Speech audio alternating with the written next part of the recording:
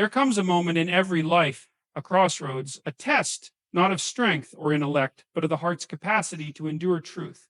This is the empath's test, the one thing that lays bare the essence of avoidance, not just in others, but within ourselves. It is a revelation, a challenge, a mirror held up to our deepest fears and untapped potential. To confront this test is to confront the fear of rejection, the HE of disconnection, and the silent walls others build to protect their wounds. Yet for the empath, the one who feels deeply, sees clearly, and carries the weight of another's silence, this test becomes a crucible. It is here that you learn to differentiate between compassion and self-destruction, between understanding and enabling.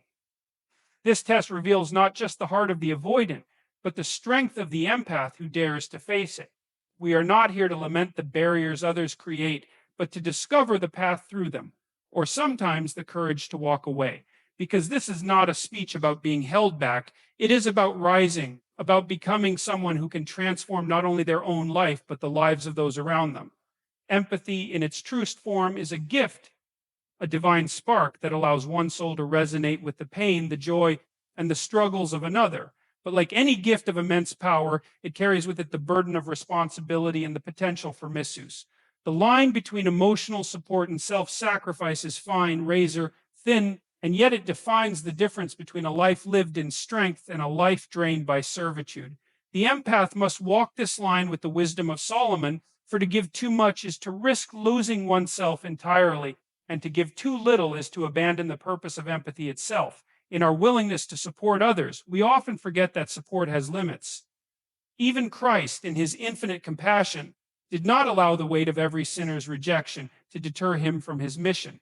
He loved, he healed, but he also set boundaries, turning away when his message fell on deaf ears, shaking the dust from his feet, and moving forward without hesitation. To discern when to carry someone and when to step aside is not cruelty, it is wisdom. It is the wisdom that sustains the empath and preserves their ability to serve the world without collapsing under its weight. You see, when you offer support without discernment, you risk becoming an enabler of avoidance.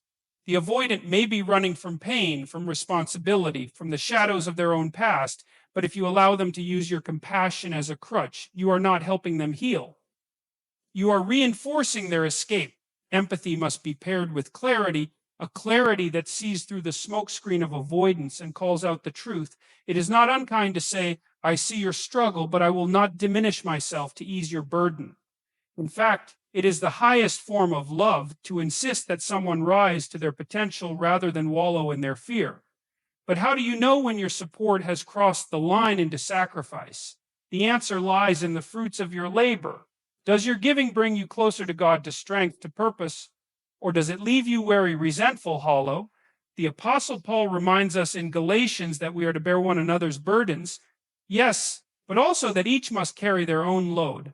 The empath's gift is not to carry what others refuse to bear, but to walk alongside them, offering guidance, encouragement, and light.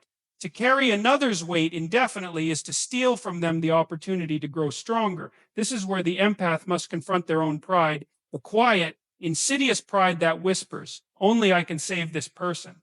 Only my love, my patience, my sacrifice can heal them. But healing is not yours to give. It is a collaboration between the individual and the divine. You are a witness, a guide, a companion, but you are not the savior. To confuse your role is to place yourself in a position you were never meant to hold, and in doing so, you not only harm yourself, but rob the other person of their chance to face their own test. In real terms, this means asking hard questions. When you feel the drain of sacrifice, ask yourself, is this person growing because of my help, or are they stagnating in its comfort? Are they learning to face their own struggles, or am I shielding them from reality? And most painfully, am I helping them avoid their fears because I am too afraid to face my own? These questions cut deep because they expose the heart of the empath's dilemma, the fear of rejection, of being unloved, of being deemed unnecessary. But courage lies in facing those fears and trusting that your worth is not diminished when you step back from someone who refuses to step forward. The call to empathy is not a call to martyrdom. It is a call to wisdom, to strength, to a love that is both fierce and discerning.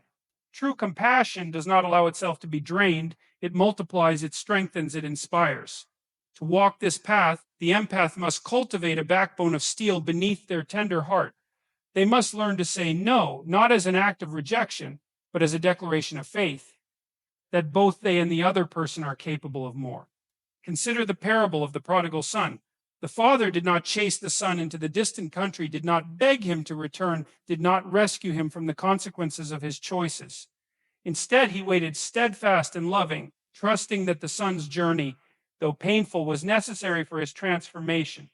This is the empath's challenge: to love without rescuing, to support without sacrificing, to guide without controlling. It is to stand firm in the knowledge that sometimes the greatest gift you can give someone is the space to grow, even if that growth begins in the soil of hardship.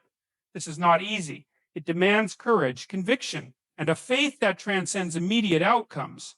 It requires you to trust that the seeds you plant with your wisdom and compassion will bear fruit in their own time, even if you never see the harvest. And it requires you to protect the garden of your own soul, for you cannot pour into others from an empty cup.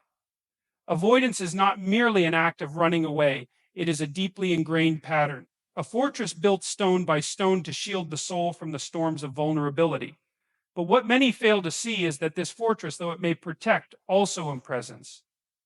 The avoidant does not flee because they are indifferent. They flee because they are terrified. Their silence is not a declaration of apathy, but a cry for safety in a world they perceive as hostile, chaotic, or overwhelming. To recognize avoidance for what it truly is, a shield for vulnerability, requires wisdom and compassion. You cannot address avoidance with anger or resentment. These emotions only add weight to the very fears the avoidant is trying to escape. Instead, you must approach with an understanding heart, one that sees past the barriers and into the wounded spirit hiding within. Think of Christ as he encountered the Samaritan woman at the well, a woman steeped in avoidance, her life marked by shame and social isolation. He did not condemn her for her retreat. He gently revealed her truth, exposing her pain with love and clarity. In that moment, he showed us the path to confront avoidance not with force, but with light. The avoidant may retreat because they fear rejection, inadequacy, or the unbearable weight of expectations. But here lies a profound irony: in their attempt to protect themselves, they often create the very outcomes they fear most. The walls they build to keep others at bay become barriers to the connection they desperately crave. And as those walls grow higher, so does their sense of isolation, perpetuating a cycle of fear and withdrawal. This is why avoidance is not merely a symptom of pain, it is a self-perpetuating prison, one that traps the avoidant in their own unspoken anguish. The role of the empath in this dynamic is delicate, for the empath sees the struggle even when it is hidden. But to engage with the avoidant requires more than empathy. It requires discernment, strength, and an unwavering commitment to truth. To recognize avoidance as a shield is to understand that the avoidant's behavior is not an attack on you, but a defense against their own inner turmoil. It is not personal, though it may feel deeply so. To internalize their retreat as a rejection of your worth is to miss the point entirely. In Proverbs, we are told that the purposes of a person's heart are deep waters, but one who has insight draws them out. This is the empath's calling: to draw out the truth hidden beneath the avoidance defenses, not through force, but through wisdom and patience. But let me be clear, drawing out the truth does not mean carrying their burdens for them. It means holding up a mirror, reflecting back what they may be unable or unwilling to see. It means asking the questions that pierce through the fog of avoidance. What are you running from? What do you fear will happen if you stay?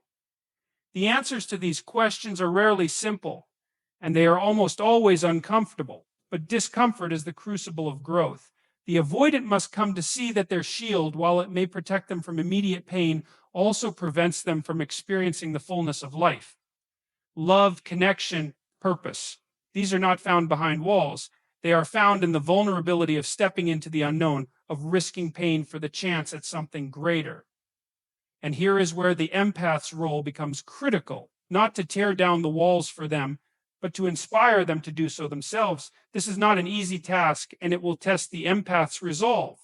There will be moments of frustration, moments when the avoidance retreat feels like a rejection of your effort, your love, your presence. But remember this: the empath's strength lies not in forcing change, but in standing firm, offering a steady light in the midst of the avoidance storm. To love someone who is avoidant is to love them with boundaries, with truth, and with an unshakable belief in their capacity to rise. And yet, even as you extend compassion, you must guard your own heart. The avoidance fears are theirs to face, and their healing is theirs to pursue. Your role is not to sacrifice your well, being on the altar of their pain, but to hold space for their growth while maintaining your own. The Apostle Paul reminds us in 2 Corinthians that God's power is made perfect in weakness. This does not mean we are called to dwell in weakness, but that in acknowledging it, we make space for transformation. The avoidant must learn to acknowledge their own vulnerability, to face it with courage and faith, and to see that avoidance is not a refuge, it is a thief. As you navigate these dynamics, you must also confront your own vulnerabilities. Why are you drawn to the avoidant? Is it a desire to heal them, to prove your worth, to avoid facing your own fears of abandonment or inadequacy? These are hard questions, but they are necessary ones. For the empath's journey is not only about understanding others, it is about understanding yourself. It is about recognizing that your empathy is not infinite, that it must be tempered with wisdom, and that true compassion begins with self-respect. To recognize avoidance as a shield for vulnerability is to see it for what it truly is, a reflection of the human condition. We are all in some way avoidant. We all have places within us that we fear to confront, truths we hesitate to speak, and pain we try to bury. But the path to freedom is not in retreat, it is in facing these shadows with courage and faith, trusting that on the other side of fear lies the promise of redemption. For where there is vulnerability, there is also the potential for profound transformation. And it is in this potential that the avoidant and the empath find their greatest hope. Boundaries are not walls. They are not barriers that isolate us from the world or shields that deny the possibility of connection. Boundaries are the sacred lines that define who we are, what we value, and what we will not compromise. They're the structure upon which all meaningful relationships are built.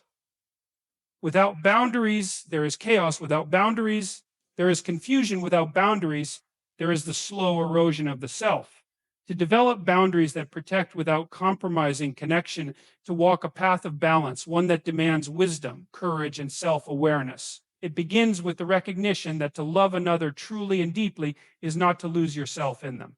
The empath, with their profound capacity to feel and to give, must understand this above all else. For the empath's greatest strength, their openness, their compassion can also be their greatest vulnerability if not tempered by discernment. Consider the story of the Good Samaritan. Here is a man who sees another in desperate need, beaten and left for dead, and chooses to help. He binds the man's wounds, carries him to safety, and ensures his care. But notice this, the Samaritan does not abandon his own journey to become the other man's savior. He does not forsake his own life, his own purpose, to dwell indefinitely in the role of caregiver. He does what he can, and then he continues on his way. This is the essence of a boundary: to give without losing, to help without being consumed, to love without forsaking yourself. The absence of boundaries is not love, it is codependency. It is a subtle form of self-betrayal, a quiet surrender of your own needs and values in the name of preserving connection. But a connection that requires the sacrifice of your integrity is not a connection worth keeping. Christ himself demonstrated this when he set boundaries with those who followed him. He spoke the truth even when it offended. He withdrew to pray even when crowds demanded his attention. He refused to perform miracles on command even when challenged. He loved fully, but he loved with purpose and conviction. His boundaries were not a rejection of others, but an affirmation of his mission. For the empath, setting boundaries often feels like an act of cruelty. You worry that to say no, to step back, or to demand respect is to hurt the very people you wish to help. But this is a seductive lie that keeps you trapped in cycles of exhaustion and resentment. Boundaries are not cruel. They are kind. They teach others how to treat you, and they create space for relationships to flourish in mutual respect and understanding. Without boundaries, you may give endlessly, but what you give will eventually lose its value. Love, poured out without measure or restraint, becomes diluted, unappreciated, and ultimately unsustainable. To develop boundaries, you must first know yourself. You must be willing to confront your fears, the fear of rejection, the fear of conflict, the fear of being alone. These fears are powerful, and they will whisper to you that boundaries are dangerous, that they will drive others away, that they will leave you isolated. But this is not true. Boundaries, when established with clarity and kindness, do not destroy relationships, they strengthen them. They separate the wheat from the chaff, revealing which connections are built on genuine love and which are rooted in dependency or manipulation. The process of setting boundaries is not easy. It requires honest communication, sometimes difficult conversations, and a willingness to enforce consequences when your boundaries are violated.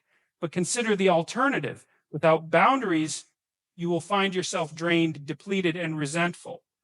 You will begin to give not from a place of abundance, but from a place of obligation. And what is given out of obligation is rarely received with gratitude. To love without boundaries is to risk becoming a martyr, and martyrdom in this context serves no one. In Proverbs, we are told, above all else, guard your heart, for everything you do flows from it. To guard your heart is not to close it off, but to protect it from being trampled. It is to recognize that your love, your compassion, your very essence is a precious gift, one that must be stewarded wisely. This stewardship is not selfish, it is sacred. For when you guard your heart, you ensure that what flows from it is pure, strong, and life-giving. Boundaries also teach others to grow. When you refuse to enable harmful behaviors, when you insist on being treated with respect, you challenge others to rise to their best selves. This is not an act of rejection, it is an act of profound love. Just as a parent sets boundaries for a child, not to punish but to guide, so too must we set boundaries in our relationships. To do otherwise is to deny others the opportunity to learn, to grow, and to take responsibility for their own lives. As you develop boundaries, you will face resistance. People who have benefited from your lack of boundaries will push back. They may accuse you of being selfish, unkind, or unloving. But do not let their words sway you. Remember that boundaries are not about controlling others, they are about defining yourself. They are not a weapon, but a declaration: this is who I am. This is what I stand for. This is what I will not compromise. To live without boundaries is to live without a foundation. It is to build your house on sand, vulnerable to every storm that passes through. But to live with boundaries is to build on rock, a solid, unshakable base from which you can love, give, and connect without losing yourself. Boundaries are not the enemy of connection, they are its safeguard. For only when you know where you stand can you truly invite others to stand with you. Patience and self-respect are not passive virtues. They are active forces born of discipline and fortified by faith that shape the foundation of authentic relationships. In a world that demands instant gratification and fears the silence of waiting, patience has become a rare and undervalued quality. Yet, it is in the stillness of patience that the deepest connections are forged, and it is through self-respect that those connections are safeguarded against the tides of manipulation and dependency. Patience is not weakness. It is not the resigned acceptance of mistreatment, nor is it the quiet desperation of someone clinging to hope without evidence. Patience, in its truest form, is strength under control. It is the recognition that growth, healing, and understanding cannot be rushed. When we demand immediate results from others, be it in love, trust, or vulnerability, we rob them of the time they need to navigate their own journey.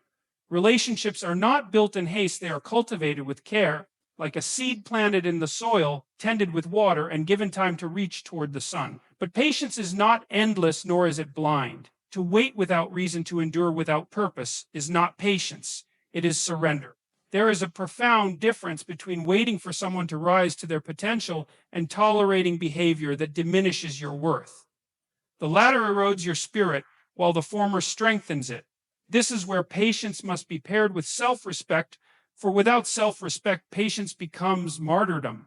And martyrdom, when unnecessary, serves neither you nor the other person. Self-respect is the cornerstone of all meaningful relationships. It is the declaration of your inherent worth, a worth that is not contingent on the approval or actions of others. To respect yourself is to set a standard for how you will be treated, a standard that is neither negotiable nor compromised. This does not mean demanding perfection from others, for we are all flawed and fallible. It means refusing to accept patterns of behavior that diminish your dignity, your values, or your peace. Consider Christ in his interactions with others. He was infinitely patient, offering love and forgiveness to even the most hardened hearts. Yet his patience was always underpinned by self-respect. When confronted with insincerity or malice, he did not waver in his convictions. He spoke the truth, even when it was unwelcome, and he walked away when his message was rejected. This balance of patience and self-respect is a model for us all. It teaches us that to wait for someone to grow does not mean waiting forever, and to love someone does not mean losing yourself in the process. To foster authentic relationships, you must hold space for both patience and self-respect. Patience allows for the messiness of human growth, the inevitable missteps, and the slow unfolding of trust. It gives others the freedom to navigate their fears and flaws without feeling rushed or judged. Self-respect, on the other hand, ensures that this freedom is not abused. It sets the boundaries within which patience can thrive, creating an environment of mutual care and accountability. In Proverbs, we are told that better a patient person than a warrior, one with self-control than one who takes a city. This wisdom speaks to the quiet power of patience and self-respect. A warrior may conquer through force, but a patient heart, guided by self-respect, builds connections that endure. The battles we face in relationships are not won through domination, but through steadfastness, understanding, and an unwavering commitment to our own integrity. To cultivate patience and self-respect, you must first confront your fears. What drives your impatience? Is it the fear of being alone, the fear of being forgotten, or the fear of wasting your time? And what underlies your struggle with self-respect? Is it a belief that you are unworthy of love, a reluctance to set boundaries, or a desire to avoid conflict at all costs? These fears, if left unexamined, will sabotage your ability to build authentic relationships. They will lead you to either demand too much too soon or tolerate too little for too long. But to face these fears is to free yourself from their hold. It is to recognize that your worth is not defined by how quickly someone meets your expectations or how much you are willing to endure for their sake. Your worth is inherent, given by God, and unchanging. To live with this understanding is to approach relationships from a place of abundance rather than lack. It is to give freely but not recklessly, to wait patiently but not endlessly, and to love deeply but not at the expense of your own soul. In the end, patience and self-respect are not merely tools for navigating relationships. They are reflections of your faith in the goodness of others and the goodness within yourself. They are acts of trust that the people you care for are capable of growth, and trust that you are worthy of the love and respect you seek. And in this trust, there is freedom to give, to wait, and to walk away when necessary. For to honor yourself is not to diminish others, it is to create the conditions in which true connection can flourish. Forgiveness is not an act of forgetting, nor is it a quiet concession to those who have caused you pain. Forgiveness is an act of courage, a profound declaration of your refusal to be defined by the wounds others have inflicted upon you. It is the decision to lay down the bitterness and resentment that weigh so heavily on the heart, not because the offense was insignificant, but because you have chosen freedom over bondage. To forgive is not to condone, it is to reclaim your power, to sever the chains that bind you to the past. When you choose to forgive, you step into a place of unparalleled strength. You acknowledge the hurt, the betrayal, the injustice without minimizing it, but you refuse to let it consume you. Forgiveness does not erase accountability, it separates justice from vengeance. In forgiving, you do not say what you did was acceptable. Instead, you say, I will no longer allow what you did to dictate my peace. It is an act of defiance against the forces of bitterness that seek to corrupt your spirit and darken your days. But forgiveness is not easy, and it is not instantaneous. It is a process, a journey that begins with a single choice and often requires many choices thereafter. Christ's command to forgive 70 times 7 is not a literal calculation, but a reminder that forgiveness is ongoing, that it is not always a one-time event, but a daily discipline. Each time resentment rises, you must choose again, will I hold on to this or will I let it go?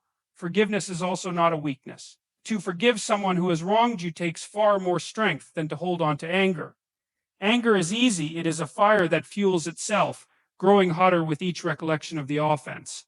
But forgiveness requires you to confront your pain, to wrestle with your pride, and to release the desire for retribution. It demands vulnerability, for to forgive is to open yourself to the possibility of being hurt again. Yet it is precisely in this vulnerability that we find healing, for forgiveness is not about the other person. It is about setting yourself free. In Matthew 18, Christ tells the parable of the unforgiving servant, a man who, despite being forgiven an enormous debt, refuses to forgive a much smaller one. The lesson is clear: we are called to forgive because we have been forgiven. And this is where forgiveness gains its deepest power, not as a moral obligation, but as a reflection of the grace we have received. To withhold forgiveness is to deny the transformative power of that grace, to cling to the very chains that Christ has already broken. Forgiveness, however, does not mean immediate reconciliation. There is a difference between forgiving someone and restoring the relationship. Forgiveness is unconditional, reconciliation is not. Forgiveness is something you can do alone, within the depths of your heart, but reconciliation requires mutual effort, trust, and repentance. It is entirely possible to forgive someone and still set boundaries, to let go of your anger while recognizing that the relationship may not be safe or healthy. Forgiveness is also deeply tied to self-forgiveness. For how often do we hold ourselves captive to shame, replaying our mistakes and failures in an endless loop of self-condemnation? Just as we are called to extend grace to others, we are called to extend it to ourselves. To forgive yourself is not to deny responsibility, it is to accept it, to learn from it, and to move forward with humility and hope.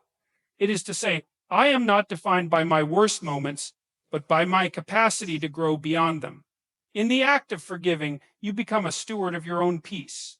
You take back the authority you may have unknowingly given to those who hurt you. You refuse to let their actions continue to shape your emotions, your choices, your future.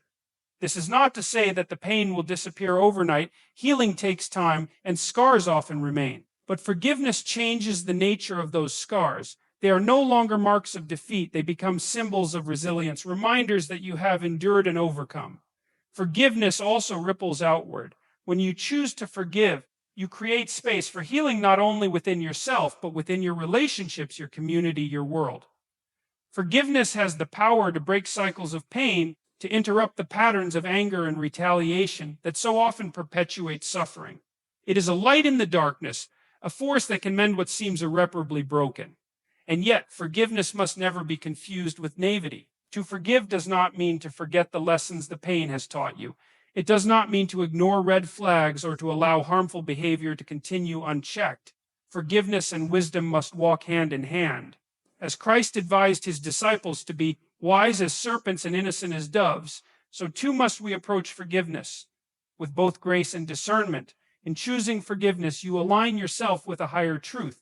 You declare that love is stronger than hate, that hope is more enduring than despair, and that light will always outshine darkness. Forgiveness is not merely an act, it is a state of being, a reflection of the divine image within you. And in that act, you find not only freedom, but also a glimpse of the kingdom of heaven, where all wounds are healed and all wrongs are made right. Transformation begins not in the actions of others, nor in the circumstances that surround you, but in the depths of your own heart. To hold others accountable without first confronting the truth within yourself is to build a house on sand, vulnerable to the slightest storm. But to begin with self-reflection, to hold yourself accountable for your choices, your thoughts, and your patterns, that is to lay a foundation on rock unshakable and enduring. Accountability is not self-condemnation. It is not the act of tearing yourself down or wallowing in guilt. It is an act of courage, of looking yourself in the mirror and asking, what role have I played in the challenges I face? What can I change to create a better future? This is no easy task. It requires honesty and humility, the willingness to see your flaws not as marks of failure, but as opportunities for growth. It requires the strength to confront your own shadows, to take ownership of your life, and to commit to the hard work of transformation. The scriptures remind us that before we attempt to remove the speck from our brother's eye, we must first remove the plank from our own. This is not a call to silence, but to clarity. It is only by confronting our own imperfections that we can approach others with the wisdom and integrity necessary for true accountability. To hold yourself accountable is not to deny the wrongs others have done to you. It is to ensure that your response to those wrongs is grounded in truth, not in the blindness of pride or the bitterness of resentment. Accountability demands that you confront the stories you tell yourself about your life. Are you the perpetual victim, powerless in the face of others' actions? Or are you the hero of your story, capable of choosing how you respond, how you grow, and how you rise? To see yourself as the victim may feel comforting in the short term, for it absolves you of responsibility, but it is a trap that keeps you bound. True freedom comes when you recognize that While you cannot control what others do, you can control how you respond. You can choose forgiveness over vengeance, growth over stagnation, love over fear. This choice is not an abstract ideal. It plays out in the small, daily decisions that shape your character. When someone betrays your trust, do you allow that betrayal to harden your heart, to make you suspicious and bitter? Or do you confront the pain, learn from it, and move forward with greater wisdom?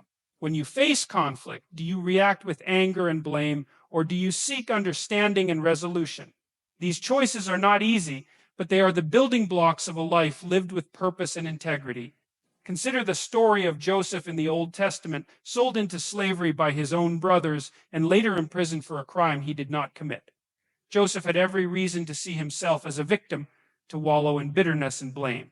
But he chose a different path. He took responsibility for his actions, even in the face of injustice, and he continued to act with integrity and faith. In the end, his accountability and resilience not only led to his own redemption, but also allowed him to forgive his brothers and save his family from famine. This is the power of accountability. It transforms suffering into strength, pain into purpose. To hold yourself accountable is also to recognize the patterns that keep you trapped. Perhaps you find yourself drawn to the same kinds of relationships, ones that end in pain or disappointment. Perhaps you repeat behaviors that undermine your goals or values. These patterns are not accidents. They are the result of choices, conscious or unconscious, that you have made. But if you can see them, you can change them. Accountability gives you the power to break free from these cycles, to choose a new path, one that aligns with your values and aspirations. This process is not without struggle. To change is to confront discomfort, to face resistance from within and without. But it is also to grow, to become more fully the person you were created to be. The Apostle Paul wrote, "Do not conform to the pattern of this world, but be transformed by the renewing of your mind." This renewal begins with accountability, with the decision to stop blaming the world for your problems and to start taking ownership of your life. Accountability also requires community. While the work of transformation begins within, it is sustained through relationships. Surround yourself with people who challenge you to grow, who hold you to your highest standards, and who love you enough to speak the truth, even when it is difficult. Accountability is not a solitary journey, it is a shared one. It is in the context of relationships that we are most often tested and refined. It is in the mirror of others' honesty that we see ourselves most clearly. To hold yourself accountable is not to live in fear of failure, but to embrace it as a teacher. It is to see every misstep not as evidence of your unworthiness, but as an opportunity to learn and to grow. It is to trust that your value is not diminished by your mistakes, but revealed in your response to them. And it is to commit day by day to becoming the best version of yourself, not for the approval of others, but because you are called to live a life of integrity, a life that reflects the image of God within you. When you take responsibility for your life, you become a beacon of hope for others. Your courage inspires courage, your growth encourages growth, and your integrity invites others to rise to their own potential. This is the power of accountability. It is not only transformative for you, but also for those around you. It is the foundation of authentic relationships, meaningful work, and a life lived with purpose and joy. Every journey of growth and transformation begins with a single decision, the decision to confront the truth, no matter how uncomfortable, and to take responsibility for the life you are building. You are not a victim of circumstance, nor are you a passive observer of your own story. You are the author of your narrative, the architect of your relationships, and the steward of your soul. The Empath's test, understanding the complexities of avoidant behavior, invites you to transcend superficial judgments and engage with the deeper truths of connection, boundaries, forgiveness, and accountability. It calls you to confront not only the actions of others, but also the patterns within yourself that keep you bound to pain. It is a test of patience and self-respect, a challenge to choose healing over resentment, and an opportunity to embody both grace and wisdom. Remember this: you are stronger than your wounds, wiser than your fears, and more capable of love than you have allowed yourself to believe. The path to authentic relationships begins not with demanding change in others, but with committing to change within yourself. It is a path of courage, humility, and faith, a path that leads not only to deeper connections with others, but to a truer understanding of your own worth. As you navigate this journey, hold fast to these truths.